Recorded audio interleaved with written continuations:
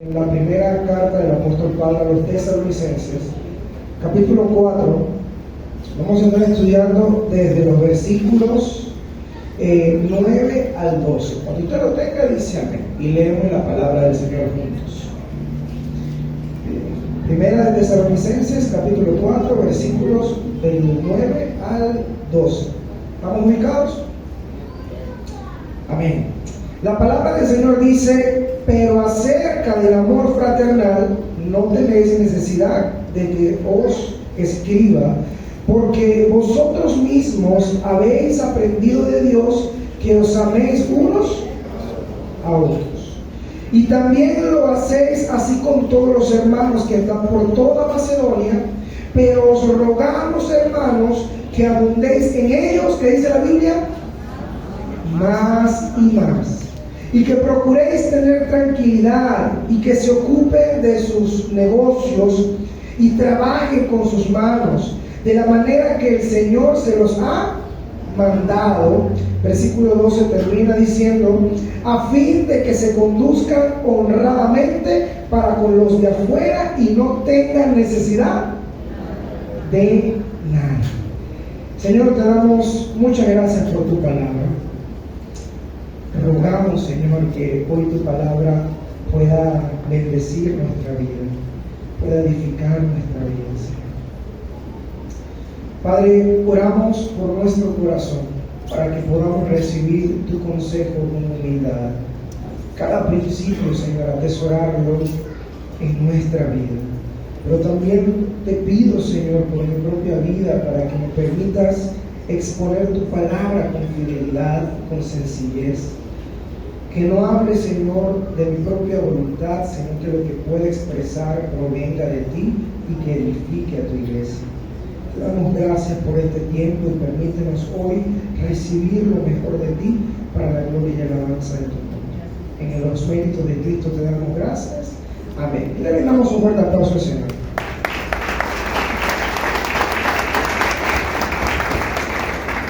Bien, mis hermanos, el tema que vamos a compartir en esta mañana tiene por nombre el amor como una marca de la madurez cristiana. ¿Cuál es el tema que vamos a compartir? El amor como una marca de la madurez cristiana. Hoy vamos a hacer una pequeña pausa en cuanto a la carta de Tito para poder compartir esta enseñanza. Y principalmente me gustaría comenzar con una pregunta. ¿Cuál cree usted que es el elemento o uno de los elementos más importantes para considerar que un creyente está creciendo en madurez? ¿Cuál es? ¿Qué dice por aquí? El amor, muy bien. El amor es un elemento que vamos a considerar hoy y principalmente me gustaría preguntarles: ¿existe alguna carta del Nuevo Testamento donde el apóstol Pablo haya invertido y le haya dado elogios por su buen testimonio, comportamiento y fe? Sí, la carta de Pablo a los Tesalonicenses es un ejemplo para nuestra vida. Y me gustaría hacer un breve resumen de lo que esta carta describe, porque es importante ubicarnos en el contexto. En primer lugar, Pablo en su primer capítulo resalta cómo la iglesia de Tesalónica se había convertido en un modelo, en un ejemplo para toda Macedonia. La fe de ellos, mis hermanos, era de gran testimonio para toda la región, de manera que la forma en cómo ellos vivían servía de ejemplo para que otros pudieran seguir viviendo conforme a lo que el Señor determinaba en su palabra. Y es lo que en el primer capítulo Pablo resalta, el ejemplo de estos hermanos. En el segundo capítulo podemos ver que Pablo se defiende ante las acusaciones de un grupo de personas que se habían levantado en su contra. ¿Y cuál es el argumento que Pablo usa? Pablo describe que él se había preocupado por los hermanos, los había cuidado y los había alimentado, así como una madre protege y alimenta a sus pequeños. Y Pablo lo hace hace de esta manera para hacer ver que él se preocupó por esta iglesia y que amaba profundamente a los hermanos en Tesalónica, y de alguna forma cortar con las mentiras que se estaban levantando o con las acusaciones en su contra de que Pablo había desatendido esta comunidad.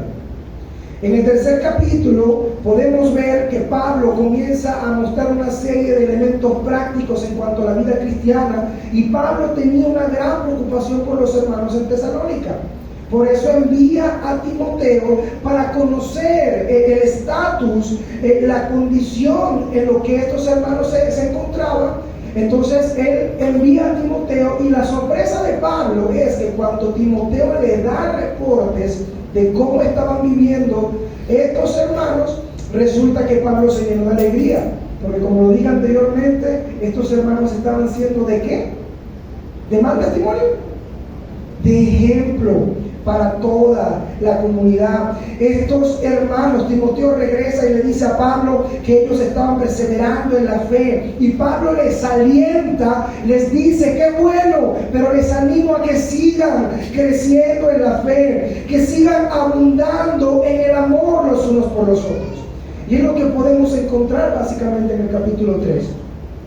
Y en el capítulo 4 Pablo continúa hablando a los hermanos de Tesalónica sobre la gran necesidad de seguir creciendo en la fe, pero también involucra un elemento vital que es la santificación. Pablo le dice que la santificación es la voluntad de Dios para la vida de los creyentes. ¿Cuántos dicen amén? Y por lo tanto, la santificación produce en los cristianos o afecta de manera positiva toda la vida del creyente. Por eso en este contexto en que nos ubicamos hoy, en este pasaje, Pablo particularmente retoma una vez más el tema del amor fraternal, pero ahora lo aplica a los cristianos con el reto de que sigan esforzándose más y más por amarse los unos a los otros. Y no solamente eso, sino que Pablo también da una serie de herramientas en cuanto a la vida diaria y desafía a los cristianos en Tesalónica a ser productivos en todas sus áreas, tanto laboral como relaciones, y que puedan ser de testimonio, así como son en su comunidad de creyentes, que lo puedan seguir siendo también con aquellos que aún no han creído. En conclusión, mis hermanos, esta carta de Primera de Tesalonicenses es una oportunidad para que nuestras vidas puedan ser desafiadas y confrontadas con el mismo ejemplo de estos hermanos en Tesalónica. Pero ahora nos vamos a ubicar específicamente en el texto que nos toca hoy compartir, que es el versículo del 9 al 12. Pablo dice en el versículo 9: pero acerca del amor fraternal no tenéis necesidad que os escriba, porque vosotros mismos habéis aprendido de Dios que os améis unos a otros. Hoy vamos a compartir dos elementos importantes, mis hermanos. Dos cosas importantes. El primero que nosotros vamos a compartir es que el cristiano debe preocuparse por cultivar y practicar el amor fraternal. ¿Será que lo repetimos para ver si se nos graba? El cristiano debe preocuparse por cultivar y practicar el amor fraternal. Lo primero que nosotros encontramos en este versículo 9 es que Pablo dice: pero acerca del amor fraternal no tienen necesidad de que os escriban. ¿Qué vemos en primer lugar? En primer lugar vemos que Pablo reconoce que estos hermanos no tenían necesidad, o él no tenía necesidad de corregirle o añadirle algo en cuanto a la forma que ellos comprendían y practicaban el amor, porque muy bien lo estaban haciendo. Pero existe un fenómeno, mis queridos hermanos, que es el que Pablo también considera, porque no es casualidad que Pablo considere dos elementos, como la práctica del amor, como elemento fundamental del desarrollo del carácter y de la madurez, y también cómo debemos comportarnos y relacionarnos en otras áreas de nuestra vida, tanto como en el trabajo o amistades. Son dos elementos que están bien combinados. Y la realidad es que existe un fenómeno que se conoce como dualismo. ¿Usted ha escuchado sobre eso? ¿Dualidad o dualismo? Y para algunas personas el dualismo, o mejor dicho, la forma en cómo se evidencia el dualismo es que existen personas que creen que una cosa es mi comportamiento, mi vida en la comunidad donde me rodeo o donde comparto ciertas creencias, y otra cosa es cómo yo soy, cómo me desenvuelvo, cómo me comporto en mi trabajo, por ejemplo, con mis vecinos, de repente con mis otros familiares que no son creyentes.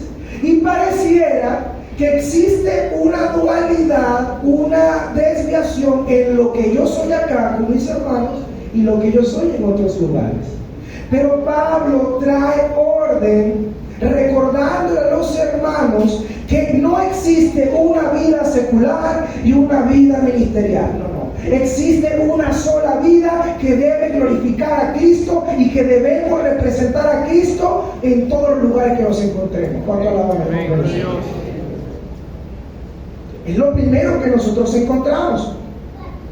Por eso, los tesalonicenses son un claro ejemplo de que no vivían una vida dual. Ellos vivían una sola vida. Ellos eran coherentes. Ellos decían que Cristo es amor y que Cristo les había amado. Ellos se amaban y amaban a los demás. Eso es coherencia. ¿Estás viviendo tú con esa coherencia? ¿Estás amando a tus hermanos? ¿Estás amando principalmente a Cristo? ¿Estás amando a los que te rodean? Vamos a seguir escudriñando la palabra del Señor.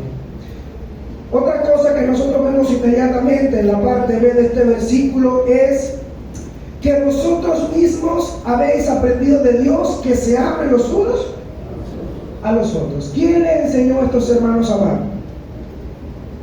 Pregunto, está sencillito. ¿Quién le enseñó a estos hermanos a amar? Dios. El apóstol Pablo no resalta cómo Dios le enseñó a estos hermanos a amar. Pero lo que sí podemos entender a la luz de toda la Escritura es que cuando el cristiano, el hombre, cree en Cristo, entonces recibe el Espíritu Santo. Por lo tanto, Dios mora en el hombre. Amén. Y eso quiere decir que el Espíritu de Dios, por la misma Escritura lo confirma y lo enseña, nos guía a todo lo que es verdadero.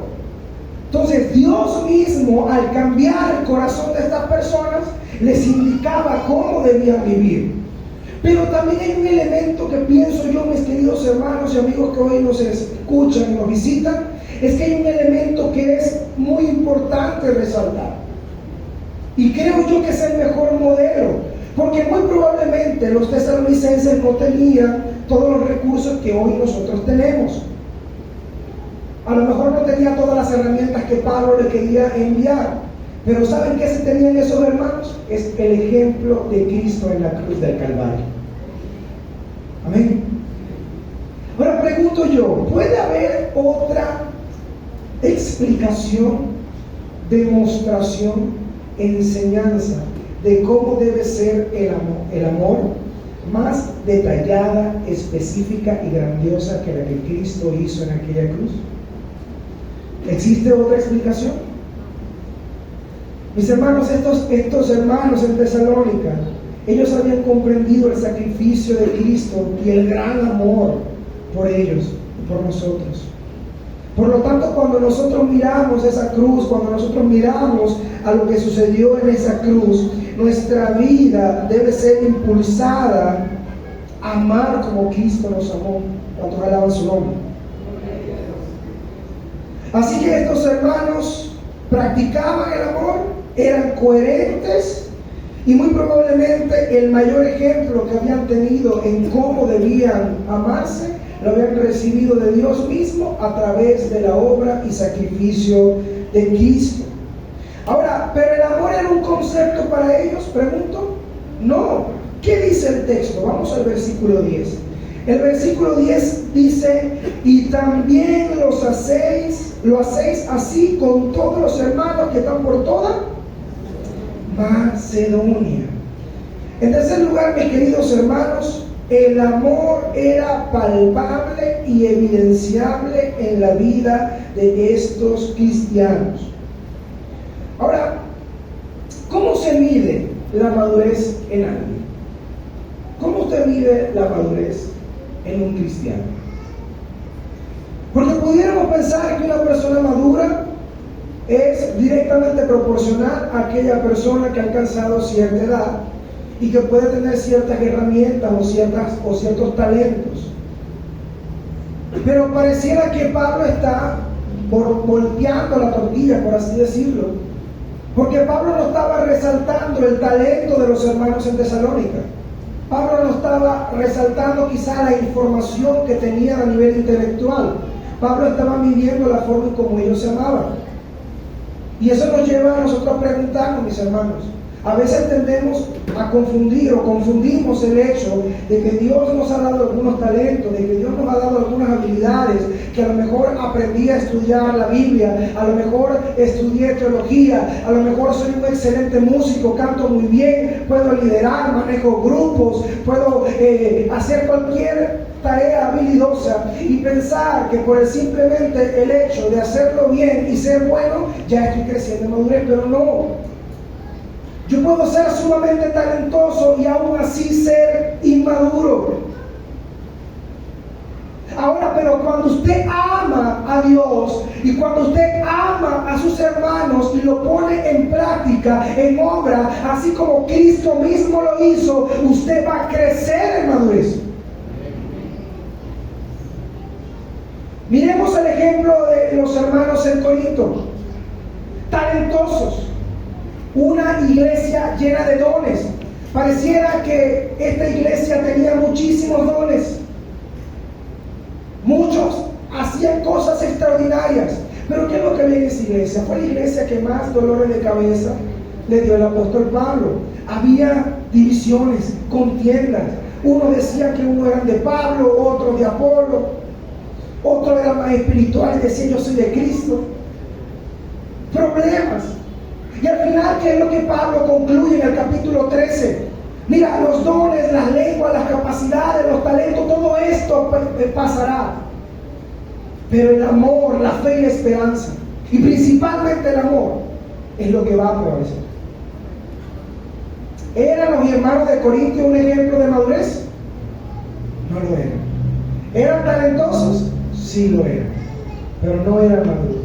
Ahora, a diferencia de los hermanos de Tesalónica, ¿habla Pablo de sus habilidades? No lo menciona. ¿Pero eran maduros? Sí. ¿Y por qué lo sabemos? Porque se amaban los unos a los otros. ¿Cuántos exaltan el nombre de Dios? Por eso, mis hermanos, debemos cultivar el amor. Debemos practicar el amor fraternal. Pero me surge una pregunta, y es lo que el apóstol Pablo resalta, que pudiéramos decir que es la clave, la esencia de toda esta enseñanza, y es que ¿hasta cuándo debemos cultivar el amor? Mi pregunta es, ¿usted cree que ya ha aprendido todo lo suficiente de cómo debe amar a los demás? ¿Usted lo cree? Qué curioso que Pablo le dice a estos hermanos, lo están haciendo bien, son ejemplo y son referencia, pero vaya conmigo a la escritura y qué es lo que le pide Pablo en la parte B del versículo 10. Le dice, pero os rogamos, hermanos, que abundéis en ello. ¿Qué dice la Biblia? Más y más. ¿Debe el cristiano conformarse en la forma como está cultivando y practicando el amor? No, mis hermanos. Nunca será suficiente. Ahora, ¿saben por qué nunca será suficiente o por qué no debemos conformarnos? Porque lo que la Biblia desafía a nuestra vida es que el estándar que nosotros debemos perseguir es el estándar de cómo Cristo nos ha amado. ¿Y usted siente o cree que ya está amando como Cristo? Si lo está haciendo muy bien, gloria a Dios. Pero no lo filtre, no lo mida, mejor dicho, por cómo usted lo hace. Usted compárese con Cristo y siempre va a encontrar una razón para esforzarse, para crecer, para amar como Dios ama a los demás. ¿Cuántos exaltan su nombre? Así que ya está la clave. Debemos esforzarnos en crecer más y más, cultivarlo día a día. La medida estándar es Cristo, mis hermanos.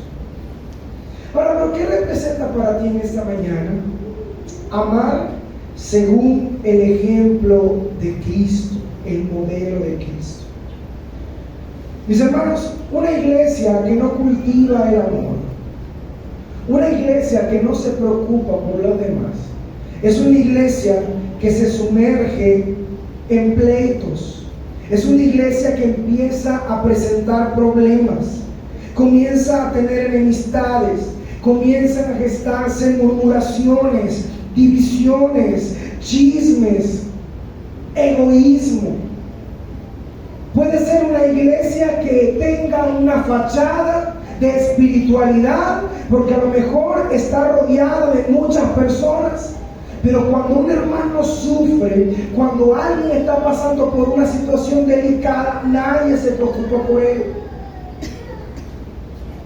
Mis hermanos, la verdadera madurez que Dios desea que cultivemos en nuestra vida comienza cuando empezamos a practicar el amor. ¿Y qué es el amor, mis hermanos? El amor tiene que ver con ser generosos. El amor tiene que ver con preocuparme y orar por mis hermanos que necesitan oración. El amor tiene que ver con dejar a un lado mi comodidad y procurar la comodidad de mi prójimo. ¿Cuánto dicen gloria a Dios?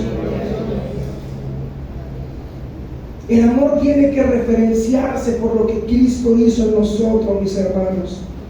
El amor tiene que ver con el sacrificio. Nos cuesta, porque vivimos en una época individualista. Pensamos, yo necesito, yo merezco, yo deseo, yo necesito. Pero Cristo nos desafía, mis hermanos, a que pensemos como Él y demos nuestra vida para que otro pueda estar bien cuando alaba su nombre. Pero eso no es fácil. El amor perdona. ¿Cómo estamos nosotros en cuanto al perdón? ¿Cómo estamos nosotros en cuanto a la práctica del perdón? El amor nos impulsa a ser pacientes, a ser leales, a ser fieles con el Señor principalmente, pero también fieles los unos por los otros, los unos con los otros. Si usted ama mucho, usted va a perdonar mucho. Pero si usted ama poco, usted va a perdonar poco. Cuando un hermano le ofende, ¿cómo usted reacciona ante esa situación? ¿Cuánto tiempo puede usted estar arrastrando una herida de tantos años, de tanta, quizá pasaron hace 15, 20, 5, hasta un año pudieran, y usted todavía tiene ese sentimiento albergado en su corazón? Si usted le está costando perdonar, usted debería pensar y recordar, oye, en esta mañana es que probablemente que está amando muy poco. Ahora, hay hermanos que son fáciles de amar, hay hermanos que son difíciles de amar, pero igual así. Yo no puedo pensar que otros hermanos sean difíciles de amar. Yo debo pensar que probablemente yo soy muy difícil de amar. Pero aún yo siendo muy difícil de amar, Cristo me amó primero y me amó demasiado. ¿Cómo no amar a los demás?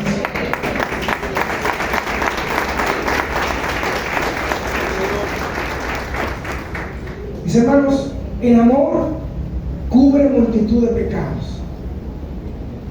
Amén. El amor cubre toda falta. Ahora, ¿vale la pena amar? ¿Qué opina usted? ¿Vale la pena amar? Hay una canción que está en inglés que siempre me ha gustado mucho y tiene una frase que dice: Love is not a fight, but it's something worth fighting for. Lo que quiere decir que el amor no es una lucha, pero el amor es algo por lo que vale la pena luchar. En otras palabras, mi hermano, amar va a costar. Amar requiere sacrificio. Amar involucra dejar a un lado mi comodidad, pero vale la pena hacerlo porque es lo que Cristo hizo por mí. Mis hermanos, si usted escoge el camino del resentimiento, el camino del odio, el camino de la ira, y piensa que usted va a poder vivir y crecer en madurez, en el Señor, está equivocado. Usted podrá inscribirse en el mejor instituto teológico, usted podrá inscribirse en el mejor conservatorio musical, pero si usted no ama, no va a poder crecer en el Señor. Ahora usted podrá ser sencillo, a lo mejor no tener tantas herramientas, pero si el amor es evidente, palpable en todas las áreas de su vida, el Señor se va a sentir agradado y usted va a dar frutos dignos de alabanza por la gloria del Señor. Amén. En segundo lugar, los cristianos debemos llevar vidas productivas y honestas con los de afuera. Vamos a ubicarnos en el versículo 11. Y dice, y que procuréis tener tranquilidad y se ocupen en vuestros propios negocios y trabajen en vuestras manos de manera como que os hemos mandado. Pablo está expresando básicamente cómo el cristiano debe invertir su tiempo y cómo deben ser sus relaciones con los demás. En primer lugar, Pablo dice, procura tener tranquilidad y ocúpate en vuestros propios negocios y trabaja con vuestras propias manos. Que vemos, ten tranquilidad, ocúpate de tus propios negocios y trabaja con vuestras propias manos. Para algunos pareciera que el hecho de tener tranquilidad, según lo que dice este texto, es, mira, yo voy a tomar la vida relajada. Voy a tomar así tranquilo, que nada me preocupe, ir tranquilito en mi casa, pero no es lo que Pablo está tratando de decir. Pablo lo que trata de decir es, invierte bien tu tiempo. ¿Cómo estás invirtiendo tu tiempo, mi hermano? Invierte bien tu tiempo. Mantente enfocado. Cuando se refiere enfócate en tus propios asuntos, no está diciendo sé egoísta y piensa solamente en ti. Lo que Pablo está diciendo, mantente enfocado en lo que verdaderamente es importante. Y cuando Pablo dice trabaja con tus manos, no quiere decir que el único trabajo que glorifica a Dios o que exalta el nombre del Señor es aquel que se hace con las manos. No. Pablo lo que está diciendo es esfuérzate en ser diligente, en trabajar y evita la pereza. Hay algo bien curioso que pasaba en esta época, porque aunque en la primera carta del apóstol Pablo a los tesalonicenses no lo deja detallado, en la segunda carta podemos evidenciar que había un grupo de personas que decían que eran creyentes, pero que estaban prácticamente siendo perezosos. No les gustaba trabajar, no les gustaba ser referencia y le encantaba ser en la parte pública. Entonces Pablo les corrige, no hagan eso, esfuércense, no sean perezosos. Ahora, pienso yo, ¿cómo pudiera ser una aplicación práctica para nosotros en este día? Cuando nosotros hablamos de invertir bien nuestro tiempo, ¿cuál pudiera ser el enemigo el enemigo de una buena administración de nuestro tiempo? El ocio. Mis hermanos, el ocio es un mal peligroso. Una persona ociosa, aparte de no contribuir en nada productivo, es una presa vulnerable a cualquier situación, decisión o acción que en vez de edificar, lo que va a hacer es destruir. Una persona ociosa es una persona vulnerable a cualquier ataque de Satanás. Una persona ociosa, en vez de enfocarse en los asuntos que edifican, anda pendiente de cosas que no edifican. Por ejemplo, una persona enfocada animaría a los hermanos, oye, vamos a orar juntos, vamos al servicio de oración. Pero una persona ociosa, aparte de que va a decir que está muy ocupado, él va a decir, pero mira, este fulanito, aquel que lo viste ahí, voy a poner como ejemplo yo, viste que canta en ese micrófono, hablando cosas sin sentido de otras personas. Una persona ociosa le encanta el chisme. Cuando alguien está ocupado, enfocado y administra bien su tiempo, cuando alguien venga a decirle algo de otra manera, mira, yo no tengo tiempo para esas cosas. La verdad, yo no tengo tiempo para esas cosas. Si usted tiene un problema con su hermano, el asunto es con usted. Hermano, ven acá, este hermano tiene un problema con usted. Vamos a sentarnos aquí, ¿qué fue lo que pasó? Y eso se pone, yo fui. El ocioso se presta para ese tipo de cosas, para chismes, para contiendas. En vez de buscar soluciones, genera problemas.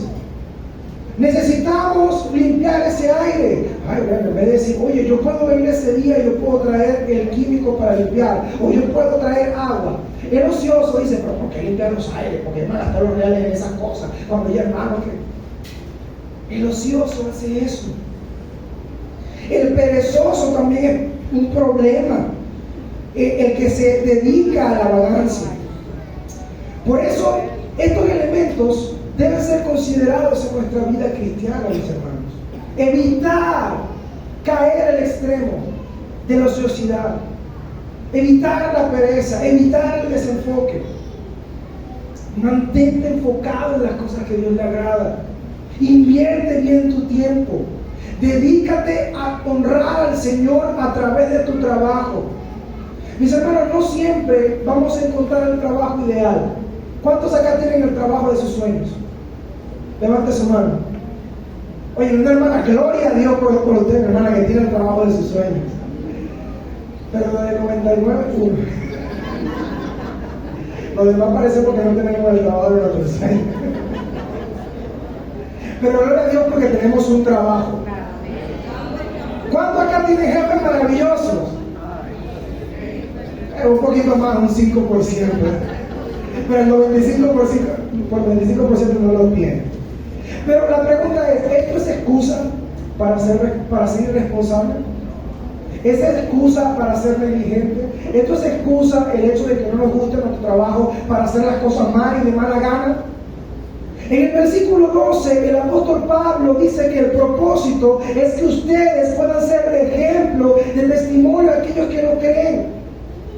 Y es muy triste que usted afirme que es creyente y que trabaje en un lugar de atención pública y maltrate a la gente. Eso es incoherente. Y que luego después resulta que esa persona que trató mal venga el domingo y le encuentre aquí alabando al Señor. Yo le aseguro que esa persona que usted trató mal va a luchar mucho y va a estar llena de ira, pero con razón.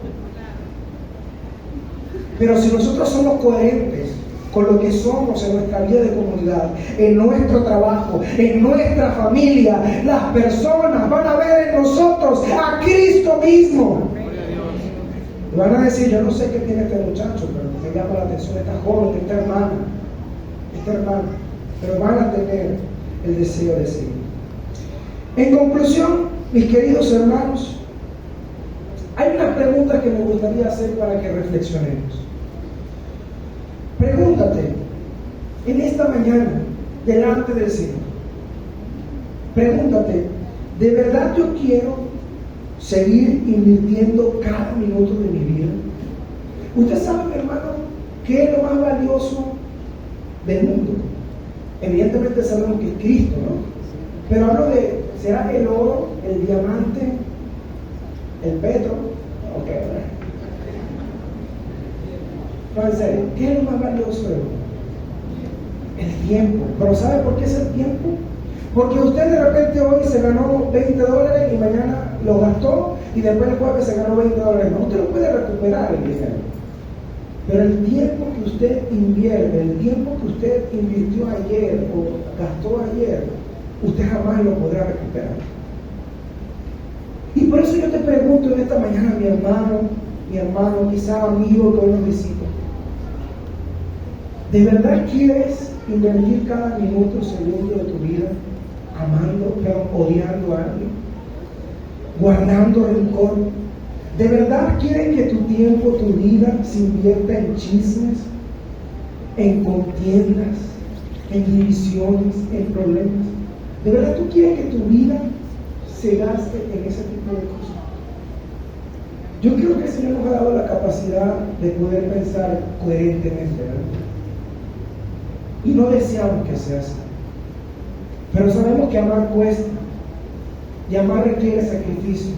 Pero el cristiano lo puede hacer porque Cristo mismo nos ha dado el ejemplo. Yo creo que es mejor invertir nuestro tiempo ayudando a los demás, sirviendo a los demás, orando por los demás, compartiendo lo que tengo, sea mucho, sea poco. Es mejor invertir mis días compartiendo los pocos recursos o lo mucho que tenga. Esa es la medida que Dios desea que sigamos el ejemplo de Cristo. ¿Será que yo deseo seguir invirtiendo el tiempo disponible, sumergido en contenido de cosas que no me van a edificar? Piensa en esto, hermano. ¿Cuánto tiempo no invertimos, y ahorita en esta era de las redes sociales, el internet y todo eso, cuánto tiempo no invertimos pegados a él? ¿Cuánto tiempo no invertimos pegados a la pantalla?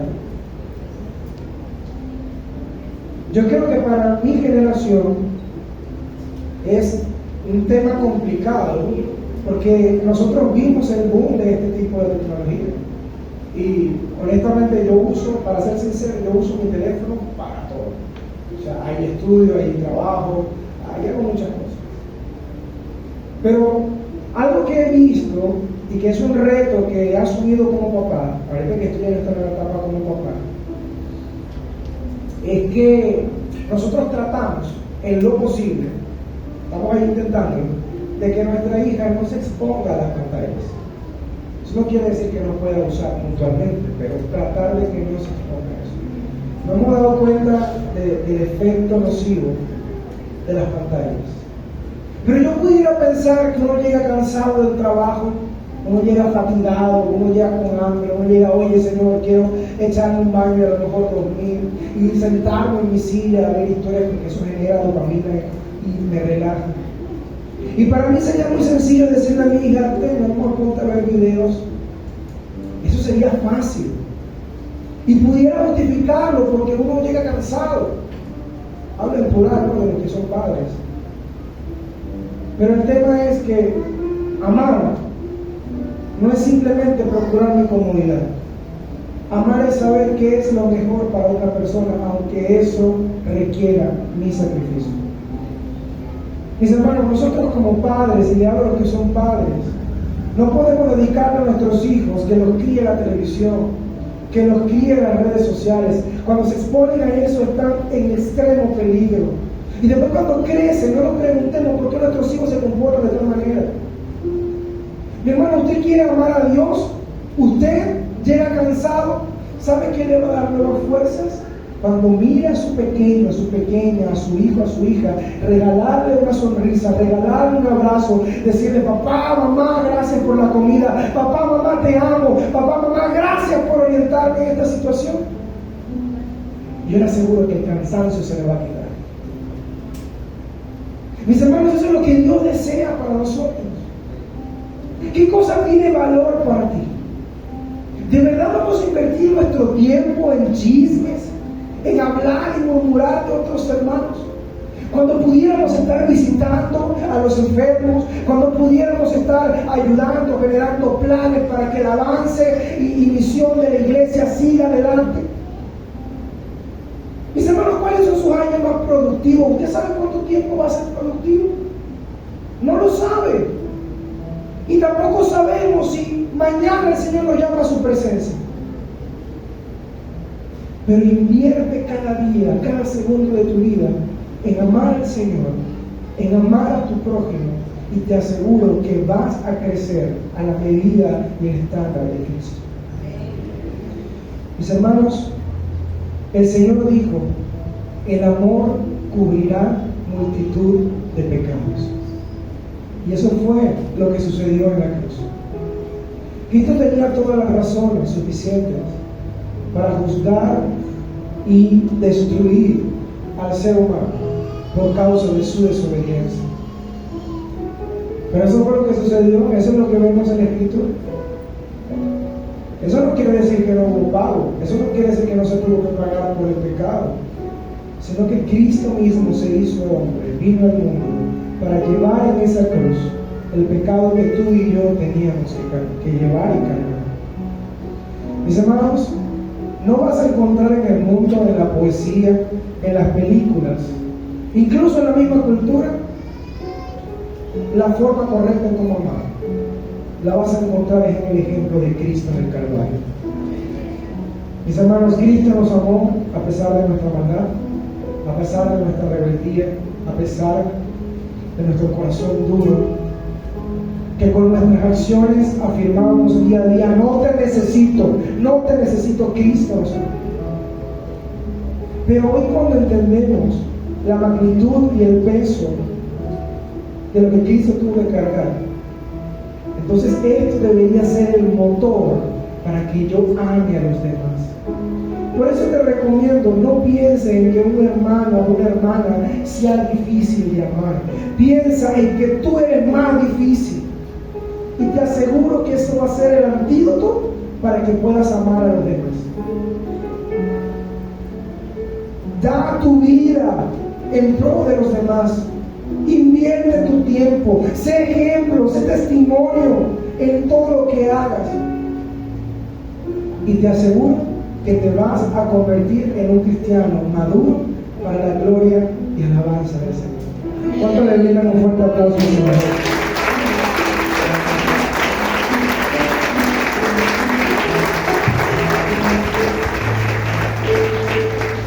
Yo no sé si en esta mañana hay alguna persona que nos visite y aún no haya puesto su confianza y entregado su vida al Señor.